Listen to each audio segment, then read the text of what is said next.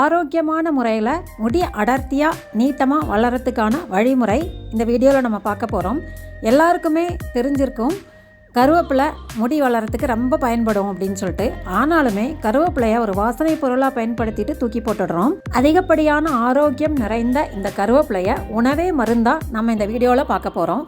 முடி வளர்கிறதுக்கு உதவும் அப்படிங்கிறத விட இது பொடுகை தவிர்க்கலாம், முடி வெடிச்சு போகிறத, முடி டேமேஜ் ஆகிறத தவிர்க்கலாம், அடர்த்தியை கூட்டலாம். இந்த மாதிரி நிறைய குறிப்புகள் நான் இந்த வீடியோவில் உங்களுக்கு ஃபுல்லாக சொல்ல போகிறேன். எல்லாருக்குமே பிடிச்ச மாதிரியான ஒரு சுவையில் ஒரு ரெசிபி நான் இங்கே அட்டகாசமான ஒரு ரெசிபி ஷேர் பண்ணுறேன். அந்த ரெசிபிக்கு இடையில என்னுடைய ஆரோக்கிய குணங்களையும் சொல்கிறேன். ஆராய்ச்சி பூர்வமாக அனுபவபூர்வமாக கண்டுணர்ந்த உண்மையான இந்த குறிப்புகளை நீங்களும் பயன்பெறணும் அப்படிங்கிற ஆர்வத்தில் இந்த ரெசிபி நான் உங்களுக்கு கொடுக்குறேன். இது தொடர்ந்து சாப்பிட்லாம், சுவையாகவே இருக்கும். வாங்க ரெசிபி பார்க்கலாம். இதில் நம்ம சேர்க்கிற பொருட்கள் எல்லாமே ஆரோக்கியத்துக்கு ரொம்ப உகந்ததாக இருக்குது. சுவை மட்டும் இல்லாமல் ஆரோக்கியத்துக்கும் ரொம்ப சிறந்தது.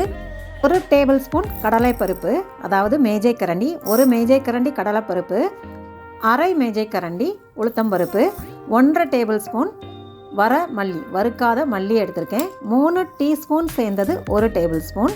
இப்போ நான் எடுத்துருக்கிறது 1/2 டேபிள் ஸ்பூன் வர மல்லி. அடுத்தது தேக்கரண்டின்னு சொல்லுவோம்ல, டீஸ்பூன். அந்த டீஸ்பூனில் 1 டீஸ்பூன் மிளகு, அதே டீஸ்பூனில் கோபுரமாக 1 தேக்கரண்டி அளவுக்கு ஜீரகம், அதே கரண்டியில் தான் எடுத்திருக்கேன். இந்த கடலைப்பருப்பு, உளுத்தம்பருப்பு, வரமல்லி இதெல்லாம் டேபிள் ஸ்பூனில் எடுத்திருக்கேன். மிளகும் ஜீரகமும் டீஸ்பூனில் எடுத்திருக்கேன். இந்த அளவில் எடுத்துக்கோங்க. வரமிளகாய் நான் இதுக்கு 5 எடுத்திருக்கேன். உங்கள் காரத்துக்கு தகுந்த மாதிரி மிளகாய் எடுத்துக்கோங்க. சிவப்பு மிளகாய் 5 எடுத்திருக்கேன். கருவேப்பிலை ஒரு 50 கிராம் அளவுக்கு எடுத்து கழுவி வச்சுருக்கேன். 2 கைப்பிடி அளவுக்கு எடுத்துக்கோங்க. 4 பேருக்கு தகுந்த மாதிரி இந்த குழம்பு வைக்க போகிறோம். எடுத்துகிட்டு முதல்ல ஒரு பேனை சூடு பண்ணிவிட்டு ஒரே 1 டீஸ்பூன் எண்ணெய் விட்டுக்கோங்க. இந்த குழம்புக்கு நல்லெண்ணெய் பயன்படுத்துங்க, ரொம்ப சுவையாக இருக்கும். எண்ணெய் சூடானதும் முதல்ல இந்த கடலைப்பருப்பை சேர்த்துக்குவோம். கடலைப்பருப்பு அளவில் கொஞ்சம் பெருசுங்கிறதுனால கடலைப்பருப்பை சேர்த்துட்டு அதுக்கப்புறம் உளுத்தம்பருப்பை சேருங்க. ரெண்டும் லேசாக செவந்து வரணும். லேசாக செவந்து வரும்போது நம்ம எடுத்து வச்சுருக்கோம் இல்லையா 1/2 மேஜை கரண்டி மல்லி, வரமல்லி, அதையும் சேர்த்துருங்க. சேர்த்துட்டு எல்லாமே லேசாக செவந்து வரணும். அந்த மல்லியினுடைய அந்த பச்சை வாசம் போயிட்டு நல்ல மணமாக வரும். அது வரைக்கும் லேசாக செவந்து வரைக்கும் வறுத்துட்டு மிளகு ஜீரகத்தையும் சேர்த்துருங்க. இதில் நம்ம சேர்க்குற மிளகு, ஜீரகம், கருவேப்பிலை எல்லாமே சுவை மட்டும் இல்லைங்க, நம்ம ஜீரண சக்தியை நல்லா சீராக்கும். அதிகப்படியான கொழுப்புத்தன்மை இருக்கு இல்லையா, அதையும் நல்லா கரைச்சிட்டு நம்மளை சுறுசுறுப்பாக இயங்க வைக்கும். வரமிளகா சேர்த்துட்டு அதிகமாக வறுக்க வேண்டாம், லேசாக வறுத்தோன்னா போதும். அந்த பொறுப்பு தன்மைக்கு கருவேப்பிலையும் அதே மாதிரி அதிகம் வறுக்க வேண்டாம். நான் கொஞ்சோண்டு தேங்காய் சேர்க்க போகிறேன். எனக்கு தேங்காய் சுவை பிடிக்கும் அப்படிங்கிறதுனால கொஞ்சம் 1 டேபிள் ஸ்பூன் அளவுக்கு, 1-1/2 டேபிள் ஸ்பூன் அளவுக்கு தேங்காய் சேர்த்துக்கலாம். அதை சேர்த்து அதையும் செவக்க வறுக்க போகிறேன். நீங்கள் வேணும்னா சேர்த்துக்கலாம், இல்லைன்னா விட்டுடலாம், அது முற்றிலும் ஆப்ஷன். இது கொஞ்சம் செவந்து வந்ததுக்கப்புறம் நம்ம எடுத்து வச்சுருக்க கருவேப்பிலை அதையும் சேர்த்து, இதை சேர்த்து வதக்க வேண்டாம். இது சேர்த்த உடனே ஸ்விட்ச் ஆஃப் பண்ணிடலாம். கருவேப்பிலை பச்சையாகவே தான் சேர்க்கணும். இதை நல்லா குக் பண்ண வேண்டாம். இது நல்லா கிளறி விட்டுருங்க, போதும். ஆஃப் பண்ணிவிட்டு அந்த பாத்திரத்தினுடைய சூட்டுக்கு, அந்த பேனோட சூட்டுக்கு வந்ததுன்னா போதும். அதிகமாக நம்ம போட்டு வறுத்துட்ருக்க வேண்டாம். அந்த தேங்காய் வறுத்ததும் கருவேப்பிலை போட்டுட்டு ஸ்விட்ச் ஆஃப் பண்ணிட்டேன். இது அப்படியே இருக்கட்டும். ஆறுனதுக்கப்புறம் மிக்ஸி ஜாரில் சேர்த்து நல்லா நைஸாக அரைச்சி எடுக்க போகிறோம். இதுக்கு முன்னாடி இதுக்கு தேவையான உப்பு, ஒரு சின்ன நெல்லிக்காய் அளவுக்கு புளியும் சேர்த்துருங்க. இந்த குழம்புக்கு தேவையான உப்பையும் புளியையும் சேர்த்துட்டு ஆற விட்டுருங்க. ஆறினதுக்கப்புறம் மிக்ஸி ஜாரில் சேர்த்து நல்லா தண்ணி சேர்த்து நைஸாக அரைச்சி எடுத்துகிட்டு வந்துடணும்.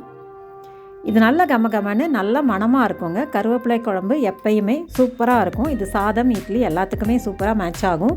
இந்த மிளகு ஜீரகம் சேர்க்கறதுனால ரொம்ப சுவையாகவும் இருக்கும், ஆரோக்கியத்துக்கு ரொம்ப நல்லது. ஜீரண சக்தியை நல்லா அதிகரிக்கக்கூடிய குழம்பு தான் இந்த கருவேப்பிலை.